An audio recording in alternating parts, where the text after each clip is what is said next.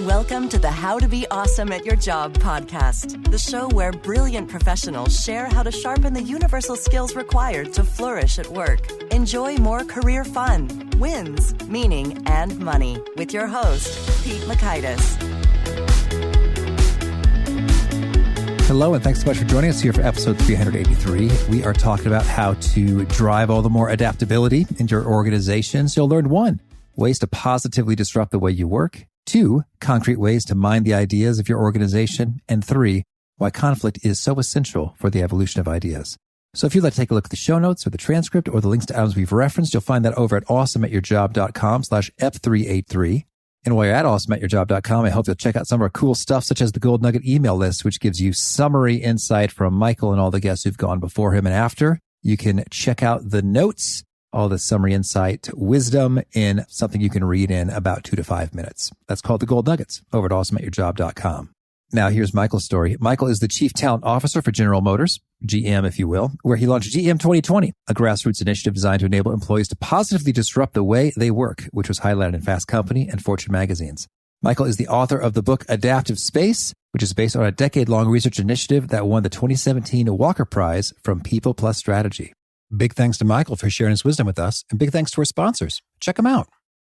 And big thanks to our sponsor, Acorns. Acorns makes it easy to start automatically saving and investing for your future. You don't need a lot of money or expertise to invest with Acorns. In fact, you can get started with just your spare change. Acorns recommends an expert-built portfolio that fits you and your money goals, then automatically invests your money for you. NerdWallet.com, whom I love on these sorts of matters, gives Acorns a whopping 4.7 stars and says, quote, if you want to make the most of your spare change, there's no better place to do that than Acorns. Head to acorns.com/awesome or download the Acorns app to start saving and investing for your future today. And we got a legal disclaimer here. It may not be representative of all clients. Tier 1 compensation provided. Compensation provides an incentive to positively promote Acorns. View important disclosures at acorns.com/awesome. Investing involves risk, including the loss of principal. Please consider your objectives, risk tolerance, and Acorns' fees before investing. Acorns Advisors LLC, Acorns, is an SEC-registered investment advisor. Brokerage services are provided to clients of Acorns by Acorns Securities LLC, member FINRA/SIPC. For more information, visit acorns.com. One sponsor to check out is Harvard Business Review. This brilliant magazine, published at hbr.org, is the leading destination for smart management thinking. Fun fact, HBR has been mentioned in 108 episodes of the show. That's because HBR has great stuff that comes up often. They've got explainer videos, podcasts, real-world case studies, and much more.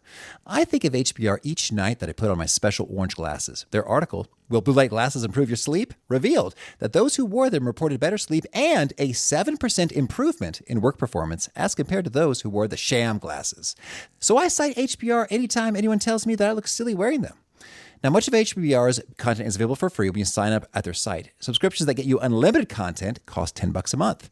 If you visit hbr.org/subscriptions and enter the promo code AWESOME, you can save 10% off of that subscription. Again, to save 10% off of your HBR subscription, go to www.hbr.org/subscriptions and enter the promo code AWESOME. Here is Michael. Michael, thanks so much for joining us here on the How to Be Awesome at Your Job podcast. Thanks, Pete. I'm looking forward to this. Oh, me too. Me too. Well, you've got what sounds to me like a pretty fun job as the Chief Talent Officer at General Motors. Can you orient us a little bit to what does that mean in practice? In essence, it's, really about how do you optimize human capital, across the overall corporation. So how do we bring in the best people possible? And in short, I like to say, how do we bring in the best people possible and then bring the best out in those people? And, that's all about human capital and how do we get those people positioned to be able to leverage what they know. It's quite fun. Intriguing. Now, in practice, over the last few years, you've been doing a lot of bringing out the best in people, it sounds like. If you look at the financial picture at General Motors in 2009, they're filing for bankruptcy. And now you got some great profits. And the business press would point to cultural shifts as being an essential part of making that transformation. So could you give us a little bit of the behind the scenes or in the middle of things narrative for how this came to be and the human capital pieces play into it? Yeah, absolutely. And just to clarify, I joined the company in 2012. So I can tell you, I can describe that journey from that point forward and, more precisely around this role here in HR. And I do think it's about culture, right? I mean, it's certainly it's been quite the journey. I can remember when Mary Barra took over as CEO, one of her very first quotes and comments was, this industry is going to change more in the next 5 years than it has in the last 50. And what that means is, you need to rethink everything you're doing. And culture is a core element of that. It's not the only one. It is either an enabler or a stifler of what you want to do with things like business strategy and, how you're going to drive operational management, how you're going to, think about, new consumers and new business models and all that sort of stuff. So it's been quite the comprehensive journey and, from that point to this, and with much of it still in front of us. Mm-hmm. Well, so could you give us a little bit of the particulars with regard to before the culture was more like this, and now it's more like that? And here are some of the key things we did to bring about that shift. Yeah. And again, I think it starts kind of with the industry, right? This was an organization and an industry that was all about driving execution, all about continuing to drive scale, across the world. And the game's changed quite a bit. It's now the future of mobility. We now need to think about what are customers demanding? What are customers? The best illustration I can give of that, and then I'll go back to the specifics of your question, is, people are moving to cities. Just to put it in a real live external marketplace example, people are moving into cities, and everyone's becoming connected. So the way you think about mobility inside of a city versus mobility, in a suburban environment is very different. So we need to then get the business to start thinking about things differently. And that certainly requires us to, instill new sets of behaviors and to challenge, everybody to think bigger than perhaps they had in the past. And again, to move faster as well, because, the world outside is moving super fast compared to, what we've been used to. All right. So it seems like we're changing sort of like the total focus in terms of what General Motors wants to be excellent at in order to succeed in a different environment with more people in cities and car sharing and ride services, sort of a different landscape than it was in 2009. And so I'm curious to hear, so what does that look like in terms of day in, day out, humans at GM interacting with other humans and how they're doing it differently now? One of the big things we did to start to drive this transformation is we plugged in a program that we call Transformational Leadership. And this was a partnership with Stanford. It's a year-long cohort program with Stanford where we take the top of the organization, 35 people on an annual basis, go through this program. And the reason I call out that program is because it answers your question rather directly in that we're not just shifting to the future. We're thinking both about the current state of the business and the future state of the business in the same moment. We call that ambidextrous leadership, if you will, and that came out of that program. And everything we talk about here is growth and core. We've got to be excellent at the core of the business. We've got to continue to be, operations. We have an operational excellence program. Operations have to be maniacally precise, and everything we produce has to be durable and everything else. But at the same time, which is what makes it ambidextrous, we need to be thinking about the future. We need to be thinking about, where is the customer of tomorrow going to be and how can we get there sooner than anybody else? So, there's a lot of people talking about agility, in the world today. And the way I like to talk about it is most large organizations shouldn't talk about themselves as being completely agile. They need to be agile in places. They need to be agile on the edge. They need to be agile in the growth side of the business because the growth side of the business is where the future is. And, they need to be disciplined and operationally excellent in the core. And in fact, one of the studies that I read recently that talks about this, and then I can share exactly how we're doing that, was a McKinsey study where they said, organizations need to be both fast at times and stable at other times. And about only 12% of the companies they reviewed were able to do those two things at the same time. Mm-hmm. Yeah, I think that makes a ton of sense with regard to, boy, if you think about any organization, sort of what it can handle well and what it can't. And I even think about like customer service interactions, in terms of like, if you want to check your credit card balance or sort of get some basic information or get a replacement card or report a stolen card or do some fraud stuff, or change the credit limit. It's like, that's kind of very basic. But you sort of go out beyond the edges, suddenly it gets really, I guess, confusing for the people in terms of what they're trying to do. It's like, oh, we're really built up and tooled up to do these dozen things very quickly and efficiently and systematically. But now, I'm trying to get my private mortgage insurance canceled with my new, my new mortgage holder, because they transferred them over as they do. And it's been rather challenging. And it's like, no. I understand your policy, but in fact, if you looked at the original text, the original mortgage, this is kind of how it's supposed to work. So can we do that? And they're just so flummoxed, like, oh, we're going to have to look into this, sir.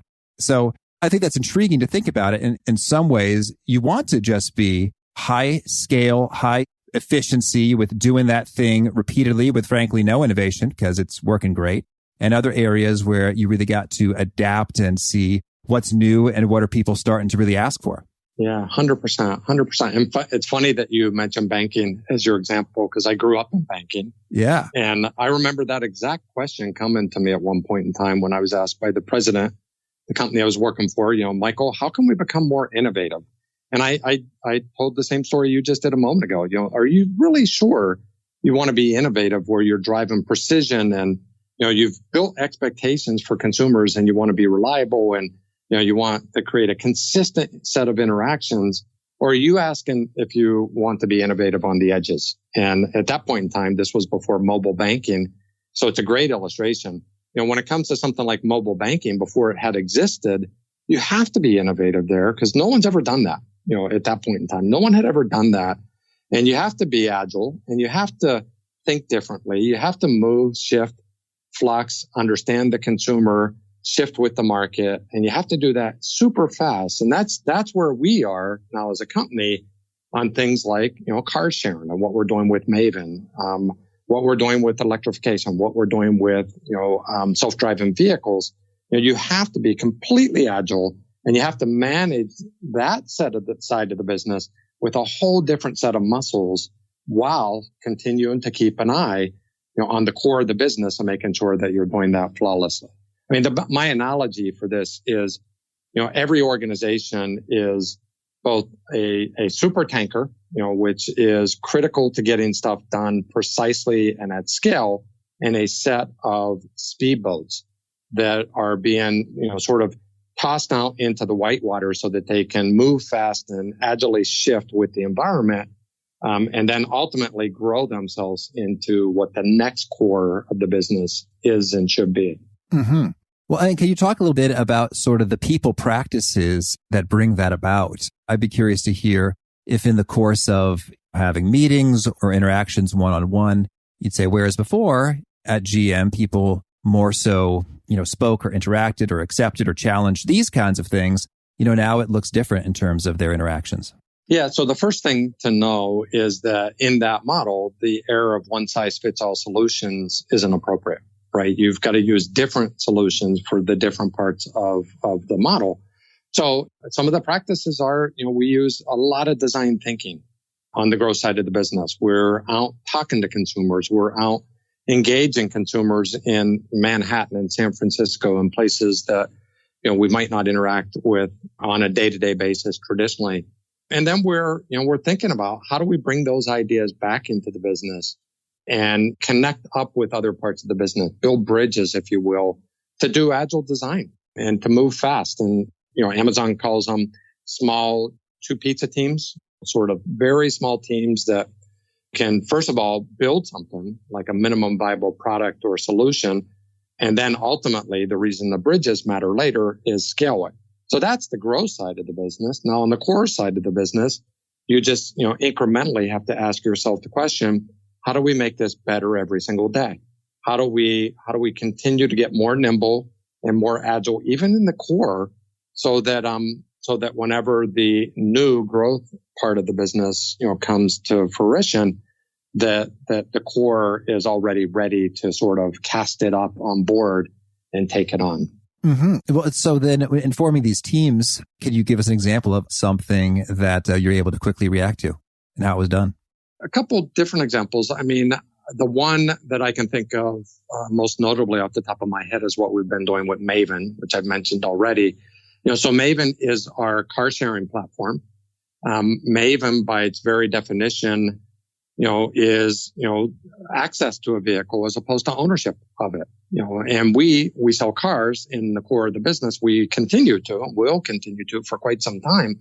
But on the other hand, just like there is, Uber and Lyft, which are ride sharing applications, there's a need to get from one point to the next inside of a city. And we found this sort of white space that no one was serving, which is, how do you get outside of it? How do you not own a vehicle, but maybe, take that vehicle for longer durations than just, from one end of the city to the other end of the city. And maybe you've got it for a couple hours.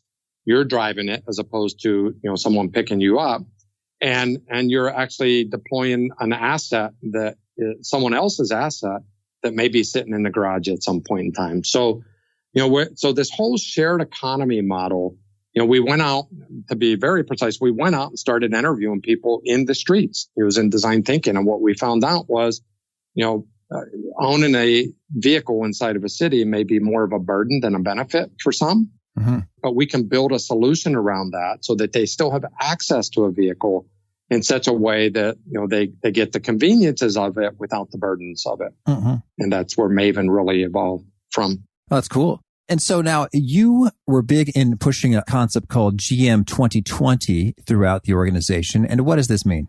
Yeah. So it's, again, we're now back in the core of the business. And, one of the things we want to do is we want to think about the core of the business in regards to how do we build the culture where people just can't wait to show up to work the next day. People just really want to be part of something bigger than themselves. And so back in 2014, we launched this, I'll call it a movement.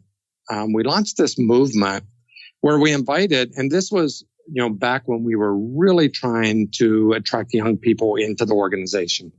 We were really just starting to, as corporations as a whole, create different environments that were, at that point in time, I would say were more millennial friendly. I don't believe that anymore. I think that's true for anyone and all of us. But we launched this initiative where we thought about, okay, so if we were to recreate the culture or rethink the workplace, why not invite the people in the room that will actually be living with those outputs in the year 2020? So literally using some design thinking methodologies and inviting 30 people into a 2-day event. We went out, we took them out on buses, and we went and looked at all these creative workplaces, first across Detroit. And that movement, those 30 people ended up growing into a movement that we call GM 2020. How do we positively disrupt the way we work?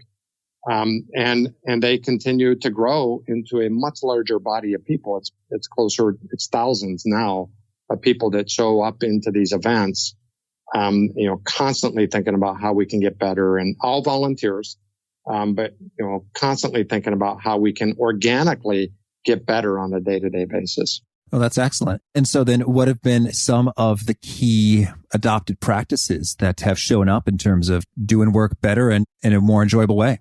And the great part about this is, all kinds of ideas emerge out of this. Perhaps my favorite story, there are plenty that I can share, but perhaps my favorite story was we were about ready to open up a new building.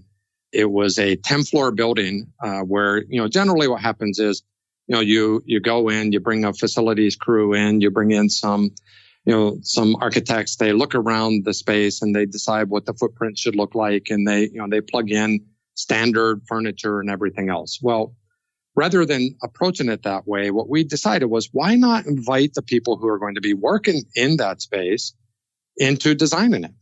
So we did what we called a 2-day collab, kind of like a hackathon, if you will, across 2 days. We invited in 35 people. We put them into teams of 5. And we asked them to, we walked them through the space. We gave them the same parameters that any facilities team would have in regards to cost constraints and architectural barriers and all that sort of stuff. And we literally had these teams in teams of 5, build prototypes. After getting all those constraints and talking to, individual users, which were their fellow employees, we actually had them build prototypes of what that space should look like. And they competed against each other. And at the end of, I said 2 days, it was actually 24 hours from beginning to end, from 12 o'clock to 1 o'clock. the next day. And at 12 o'clock the next day, they presented their working physical prototypes to a design team. And the winning team, actually created the design of the way that building ultimately was created. Very cool. And how did they like it? I mean, again, it was very different than perhaps what would have been designed for them. One of my favorite stories was the winning team, actually cut a hole. They said, if you want to collaborate, you need to be able to look up and down across multiple floors. So they actually cut a hole in the center of the building in their prototype, 3 floors deep. And they said, this will be the collaboration zone. And, the 2 floors above that will be the, concentration, deep work zone. Well, I mean, so whenever they did that, well, of course, they're not architects, right? So they weren't thinking about how sound this was. So there was all this pushback on, but architecturally that doesn't stand up. So I'm thrilled to say that, that team ended up becoming part of the overall design team.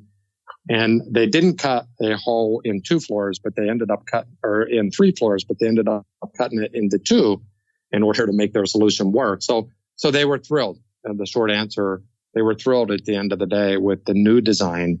And that's not a huge example, but there are all kinds of those, everyday examples that I'm giving you now, like where people designed an onboarding app, or, people designed a learn and share so that they could do a career fair, and all these little things that manifested throughout this community so that they're able to move really fast and organically, create these new solutions. Well, that's interesting. And so with the hole in the floor, one person would stand on one floor, the other person stands on the floor above, and they look down at each other. Exactly. And you could accidentally, if you weren't paying attention, walk into a hole and fall down. Yeah, no, it's not quite that way. I mean, they had the railings and all that stuff up, but it was really much more to illustrate that, we're not separating ourselves from different groups. If we're going to collaborate, we at least need to have, this, sort of proximity to one another, as opposed to, hitting our floor button and showing up. And I mean, it's, again, a small thing,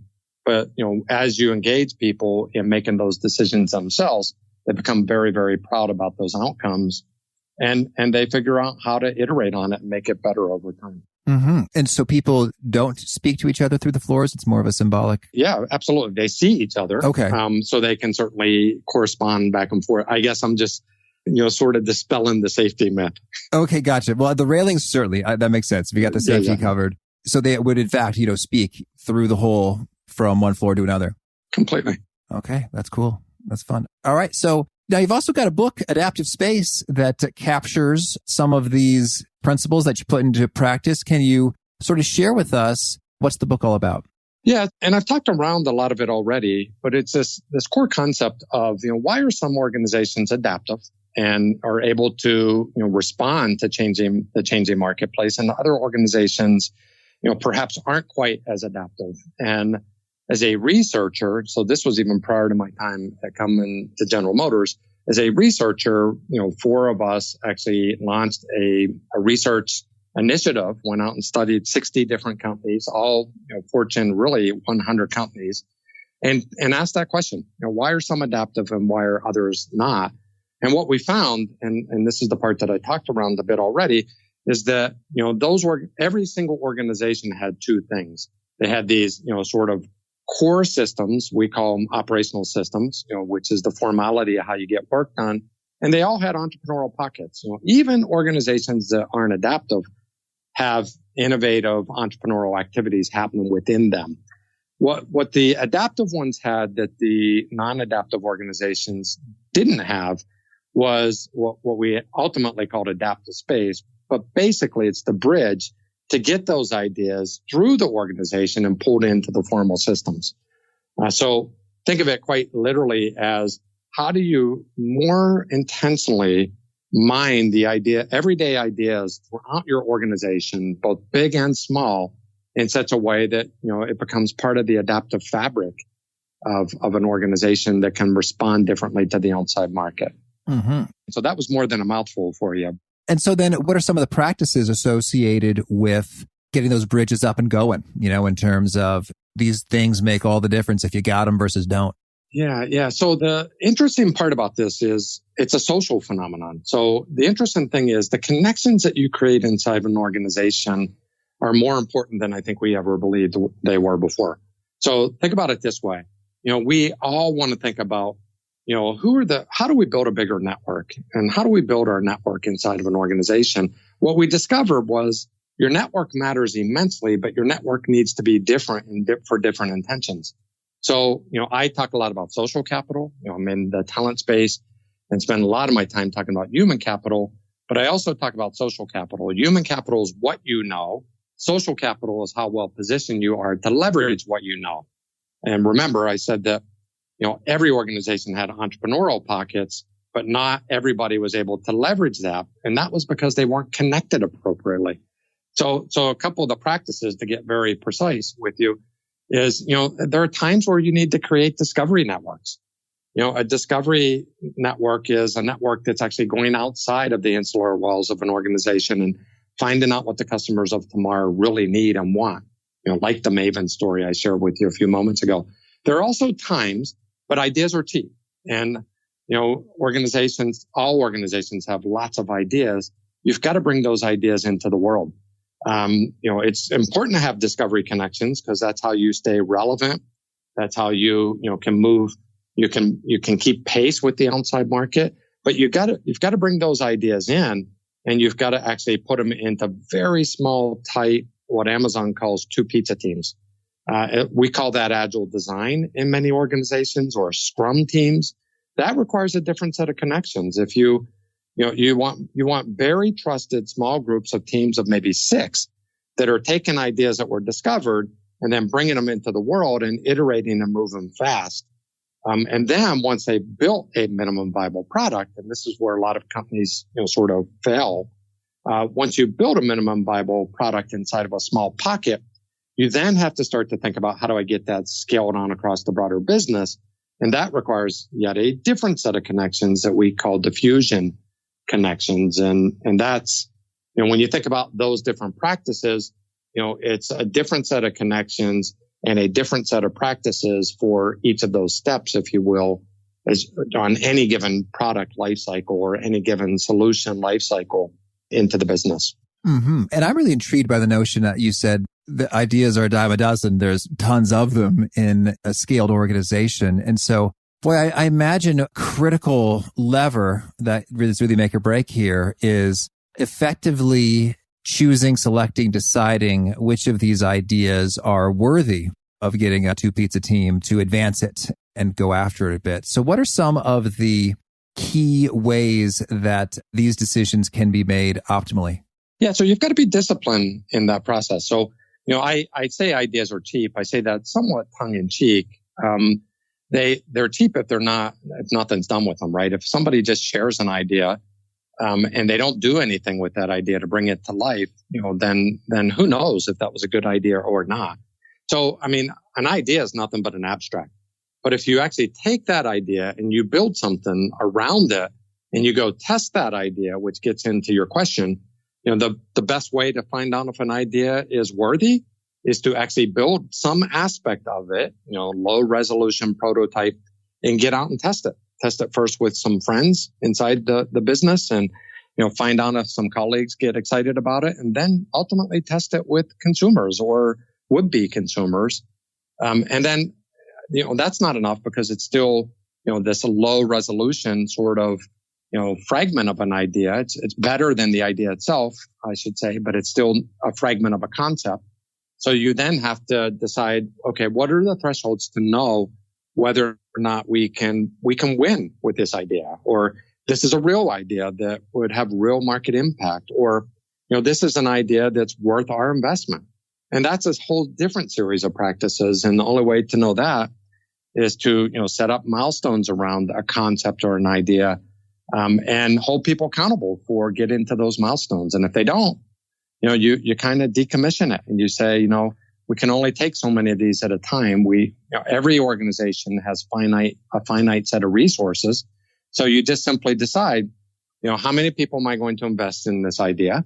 How many people, what do they need to prove during, between now and the next milestone, whatever that is? And if they don't prove it, do we have the courage to shut that idea down so that we can take those resources and reinvest them into something else? So in short, what you just heard me describe is there are parts of the organization where you need to act and think much like a startup. Right. I think that's excellent in terms of having that discipline and those clear thresholds that you're identifying. I guess I'm thinking about backing it up a little bit earlier in the process. I imagine, GM has thousands of ideas emerging, and you may only, pilot test out, I don't know, dozens at a time. So why don't we say 1 out of 80? Okay. Little ratio shows up and gets the minimum viable product treatment. How do you decide what hits that initial threshold? Like, we are going to spend some time, money, resources, 6 people on this one. Yeah. And this is where I think it truly is a social phenomenon. And I think our inclination, when you or I have a new idea, our inclination is to go take it to a leader and to go get it formalized. And that may be the worst idea possible. That may be the worst step forward possible, because you don't even know if that idea is good at this stage. So what I am, and we've done this very much in the GM 2020 community, where we basically say, if you think you've got a great idea, go find a friend. That first friend is really social proof in your idea. That first friend, somebody who you trust, somebody who you respect, somebody who you think would get this, is your first litmus test. And once you share that idea with that friend, if they look at you like, Michael, this is really stupid, I have no idea what you're talking about. Well, you might just be wrong, and you might just decide that it's time to shut it down. But if they're excited about it, then, our next step, what we talk about a lot, is go follow the energy. If I share this idea with you and you're excited about the idea, then okay, so who else might be excited about this idea? So at this point, it becomes, more than, it's Pete's idea, Michael's idea together, and we go find, a few more friends. And, so what I'm describing to you is much more organic than mechanistic, which is how we want to tend to think about innovation inside of a company. And it's much more social than process driven. Mm-hmm. At some point, you need formal support. At some point, once you've created network buzz and people are excited about this idea and they believe, and the beauty of this is it's co-created and it's no longer just my idea, it's all of our ideas and we can all find ourselves in it. Well, then the likelihood of securing support and resources is amplified tenfold. And that's the way that you get these, as I stated it earlier, these entrepreneurial pockets fired up and linked up across the broader organization for grander success. Yeah, that's beautiful. Awesome. Well, any other kind of key practices you think the typical professional needs to know, or do you want to move ahead to hear about some of your favorite things? There's one thing that everybody who's listening to this conversation is wondering, okay, so that's all fine. That sounds great. But what about with the resistance? What about when somebody doesn't like my idea? Then what do I do? And one of the things that I like to talk about is conflict. Sometimes, charge into the conflict. The conflict later, once you believe your idea is good, once we've got a band of a half dozen or so of us, then the conflict is really critical to the evolution of that idea. The conflict is essential to get it scaled. So one is take that conflict as a compliment, because you're probably not doing anything innovative if you haven't created some disturbance. So charge into it and start to think about it. Oftentimes what I like to say is you can't really have a breakthrough without something to break through. So if you're not expecting some degree of resistance or some degree of conflict, then you're probably not being so bold. So a lot of people ask me, well, what do you do with conflict? And what happens whenever the antibodies kick in? And what I say is that's awesome. It's about how do you pivot in response to that? How do you bring them in to the process so that you can pressure test those ideas, you can morph them, and you can challenge them in such a way that you make them bigger and more scalable, both within the business, but far more importantly, outside into the marketplace. So I just would not want to underplay the value of tension even more than conflict. I wouldn't want to undervalue that, but what I will say is tension too early in the process actually prematurely kills ideas. Tension later in the process becomes almost like this pressure testing, sort of amplifier, if you will, to get liftoff sooner. That's cool. Thank you. Well, now can you share with us a favorite quote, something you find inspiring? You probably have noticed, even though I live inside of a human capital job, that, social capital is an area that I spend a lot of my time. So one of my favorite quotes, and this will get a little bit into the conflict thing, is it's a quote by Colonel Picayune. And it's, this quote goes like this: 5 brave men who do not know each other well would not dare attack a lion. And I know that's masculine, so I'll pivot it in the next part of the quote. But 5 lesser brave men or women would do so resolutely. So I think this is a team activity. What I'm talking about you have to have friends. You have to find friends. You have to have people who are in it with you. And one of the things that I know is that if you try to do this alone and you try to take all the credit for yourself and you try to hold on to an idea, you try to hoard it, and this idea can be anything, any kind of solution, you will not succeed. But if you find and enlist friends and you work together as a team, your chances of succeeding are amplified significantly. Thank you. And how about a favorite study or experiment or bit of research? So again, this whole networking space. So I studied, a lot of network theory. I guess the one that just jumps on at me right off the bat is professor over at University of Michigan, Wayne Baker, a good friend of mine, went out and studied, and we didn't even talk about this, but went out and studied energizers and people who bring energy into an organization, which is one of the core, network roles that I talk a lot about. And what he found out was that high-performing, agile, adaptive organizations have 3 times as many energizers as average-performing organizations. So, that's a study where, in the HR space, we talk a lot about engagement. My belief is we're going to be talking much, much more about energy moving forward. Intriguing. And how about a favorite book? I guess in the last couple of years, books that I've read, the one that jumps out the most is Adam Grant's Give and Take. Mm-hmm. Givers and takers. And his whole philosophy, if you haven't read it, is that long-term givers, people who are constantly helping, supporting, and lifting each other up, are the winners in the long-term game. So it's a phenomenal book. And how about a favorite habit? I think it's easy to live inside of an organization and become somewhat enculturated. So one of the disciplines, I don't know if this is a habit, one of the disciplines that I have instilled for myself is on my calendar, I have literally, this is what it says, critical distance day. And literally like once every 6 weeks, I have a day on my calendar where I have pre-scheduled, I'm getting out of the day-to-day business and I'm going to go do something very, very different. I'm going to go talk to consumers. I'm going to go to a conference. I'm going to go to a university campus, but I'm going to do something to refresh myself, to think differently than I would if I were just managing the daily business. Thank you. And is there a particular nugget you share that really seems to connect and resonate and gets quoted back to you frequently? I guess the one that I think of is, we live in the era of disruption. We're all talking about digital disruption these days. And we want to talk about things like agile, but I personally believe that in the era of disruption, social is king. And we're going to be talking much more about both energy and social capital as we move forward over the next decade. All right. And if folks want to learn more, get in touch, where would you point them? So the book, there's a website for the book, adaptivespace.net. So they can certainly go out there. And I've talked a little bit around some different network roles. There's another website out there called networkroles.com that they can actually go, sort of take a self-assessment to better understand, their own individual network role. Mm-hmm. And do you have a final challenge or call to action for folks seeking to be awesome at their jobs? Stop talking about it and start doing it. Go find a friend.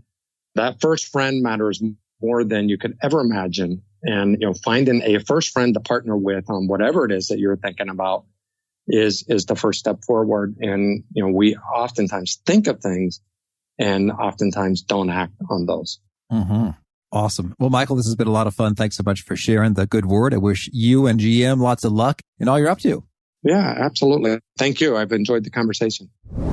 My favorite thing that Michael said was one of the quickest, which was, if you have a great idea, don't go to an executive. That may be one of the worst things you can do. They're trained to say no, and they may immediately rain on your parade and kill and dampen your enthusiasm. Rather, the best move is to get a friend on board and then to enjoy that energy and momentum.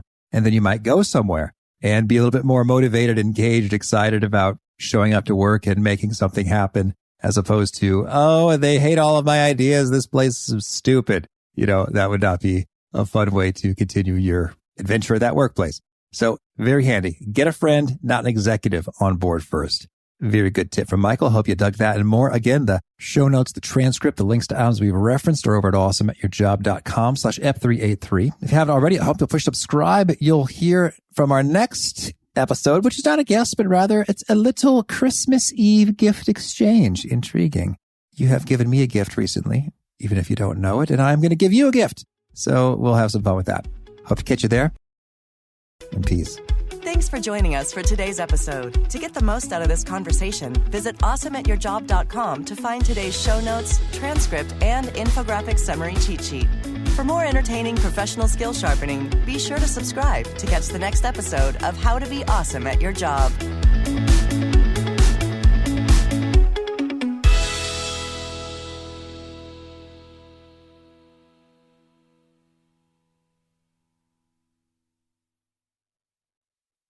This episode is brought to you in part by Purina. Purina is dedicated to creating richer lives for pets and the people who love them. From helping older pets think like their younger selves to making cat ownership a possibility for more people than ever, Purina is helping pets thrive so they can live long, healthy, and happy lives. Purina has you covered for all your furry friends' needs, whether they meow or bark. From litter to treats to their best-in-class, nutrient-packed food with taste your pets will love, Purina's got your back at every stage of your pet's life. Your pet gives you the joy of the spring sunshine all year round. So today and every day, care for your pet with Purina. Your pet is Purina's passion. To learn more, head to amazon.com/Purina.